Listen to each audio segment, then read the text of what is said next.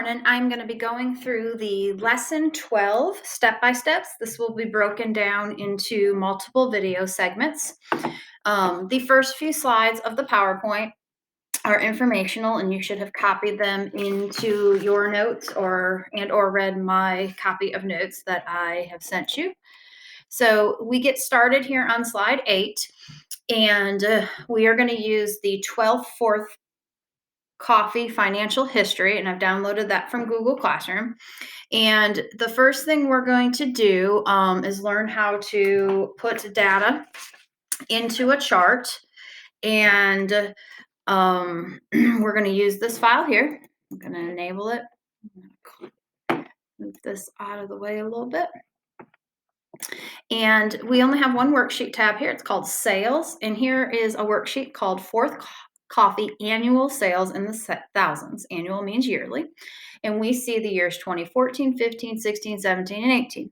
And then we see how we make our sales: coffee and espresso, bakery, coffee accessories, packaged coffee and tea, deli, and then we have a line for total sales.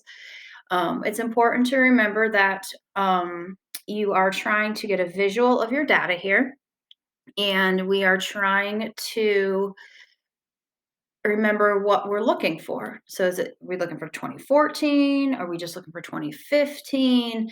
And that tends to be your pie chart. Are we looking for all the years? Are we just looking for the totals? So if you walk yourself through with the regular expert exam, it's not too terribly bad. It's when we start trying to do a combo chart where we're trying to look at multiple of these things and multiple selection or non-adjacent selection, like maybe 2014 and just 2016, that things get a little more complicated. So we are going to create a pie chart here. And it's important to remember with a pie chart that you really can only look at one thing at a time. So I can look at sales by the year, or I can look at sales by 1 year at a time with all the categories. I can do multiple pie charts, but I can really only just look at one series of data. I could do my pie chart like this, where I look at all the years, but just for coffee and espresso. I could do the same thing with deli sales too. I'm using the control key to select these non-adjacents, and you gotta be careful when you select not to select and then come down here and pick up and press twice like this, because that will mess up the selection process. So it's select, press control, and select, and it picked my mouse up again and press it down on A7 essentially twice. So you could look at a pie chart in this sense, but you're never really going to look at a pie chart like this, is what I'm saying. Okay, you're definitely not going to look at a pie chart like this. You could look at a pie chart like this. Again, I'm using control. Okay, or I could look at a pie chart like this if I wanted to. So I'm going to start with the selection of B2 to B8, which is just for 2014, and doesn't really say anything besides the year of 2014 in my annual sales, my yearly sales for that year in each category.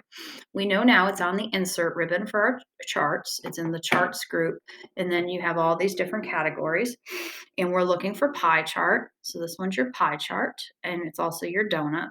And if you drop down, you have 2D, 3D, and donuts.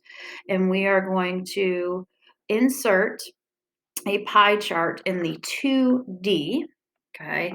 And if you hover over them, it does give you a screen tip if you wanted pie of pie, which we don't have to worry about right now, or a bar of pie. So we're going to do 2D pie. And we get a chart that looks like this. Now, the reason why we have all these numbers down here and instead of coffee and espresso and bakery is because we didn't select them. Okay. So we see here, and I can go up to select data. We see here the first series. The first series, if I click on series and I click edit, is this B2 to B8. Okay. If I click edit over here on number one, okay, is my biggest piece, okay, which is my total sales. And I just got done telling you, you're not generally going to do total and your individual amounts. So they tell us in the next direction to move the mouse pointer to the largest slice. Let me get out of this. And if I hover over this biggest slice, it says point one, just like I was just showing you up there on the design contextual tab. But it says the screen tip shows series 1.1 value 2014 39% as the component of the label that it's representing. So what we have here is just a demonstration, if you will, of the step-by-steps to show you that this is kind of an incorrect selection.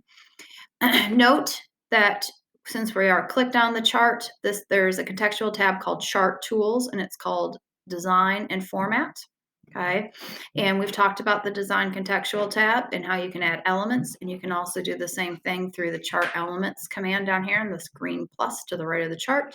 You can change the layout, you can change the colors, you can change the styling.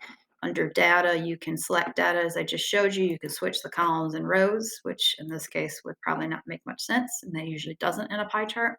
You could change the chart type from the pie. You can move it. So in regards to the chart, right now we have what's called an embedded chart because the chart is on the same worksheet as the data.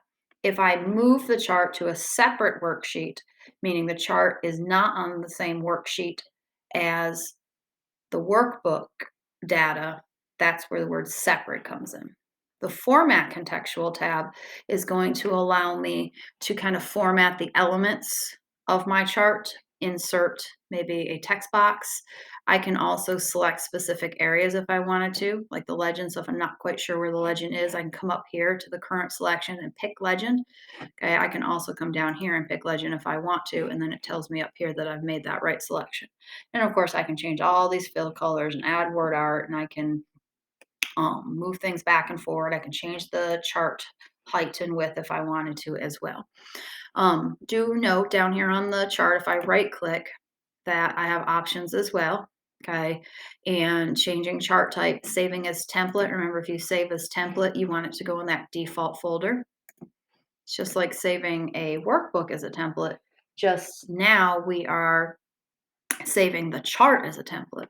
And then, of course, you have format chart area, which we'll talk about a lot over here on the right-hand side, which is just another way to use this format contextual tab, or just like always with like a dialog box, is all our advanced stuff that we need. Okay, so what they tell us next is point to the second largest slice, which is this dark blue, and it says series 1.7 value 1575 or 30%.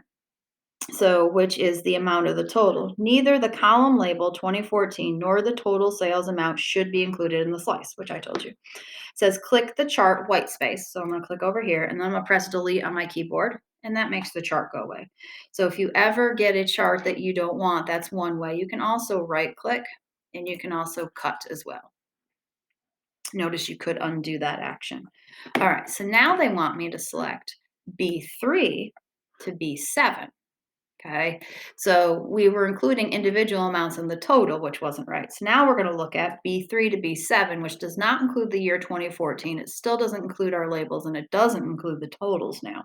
I'm going to go to insert again and I'm going to go to pie chart and I'm going to do another 2D pie chart. Okay, now looks a little bit different, but this I still don't have down here in my legend what each one of these stands for. And I still now definitely don't know that it stands for 2014, but this one looks better than the last one. Still not perfect. You could go up here to the contextual tab design and you could manipulate this and change it around to make it work, which is something we eventually will have to do. But since we're just learning, we don't need to do it that way right now anyway. So I'll click cancel and they tell us to delete it. So I'm going to delete it again. Now they want us to select A2 to B7. This includes the labels, this includes the year, and it includes the individual amount. This is a better selection. So we go to insert, we drop down the pie chart, we pick 2D again. Now we see what each one of these colors stands for down here in my legend. I see the different pieces of the pie. And if I'm looking down here, 802 is my biggest. That's coffee and espresso. If I come down here, coffee espresso is blue. It's blue. It's the biggest. Then my smallest is coffee accessories. And if I look down here, that's that gray color, and that appears to be the smallest. So it's always an easy way to kind of double check yourself and make sure that your information is correct once you've done the selection.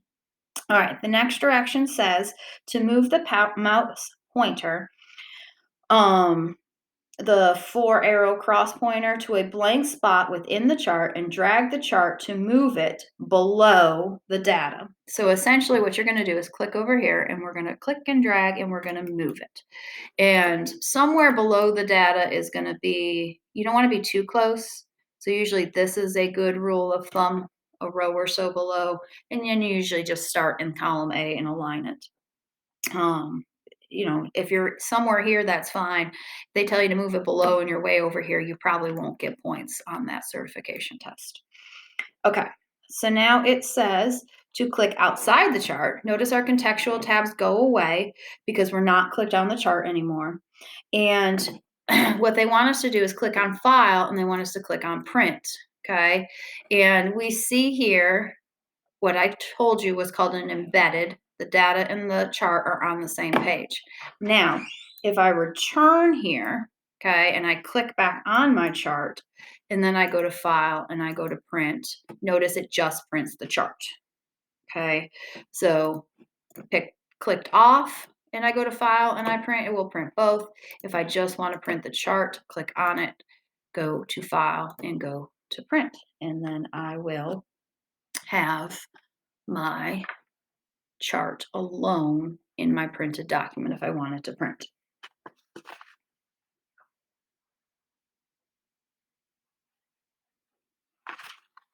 Okay, so the next steps want us to move a chart. So we are going to use this same document, and we want to be on the chart. And again, we can do this through design, the contextual chat tab from chart tools, and then we can go to location group and move chart, or I can right click on the white space and I can do move chart as well. So your dialog box appears. Do I want to move it to a new sheet, or do I want to make it an object in something? We're not ready for object in anything yet. So we're going to do new sheet. And this also gives you the opportunity to name that new sheet. So we're going to name it 2014 and we're going to call it pie. Okay, remember, this is crucial because on that certification exam, the spelling and the spacing have to be right, because if you get everything inside the sheet right, but the name is wrong, it can't find it. And then we press OK. And now we have a separate chart from our data. Now it's still linked together. Watch, if I click select data, it takes me back over here. Okay, it takes me back over to the sales worksheet. But they are working a little bit independent of each other now.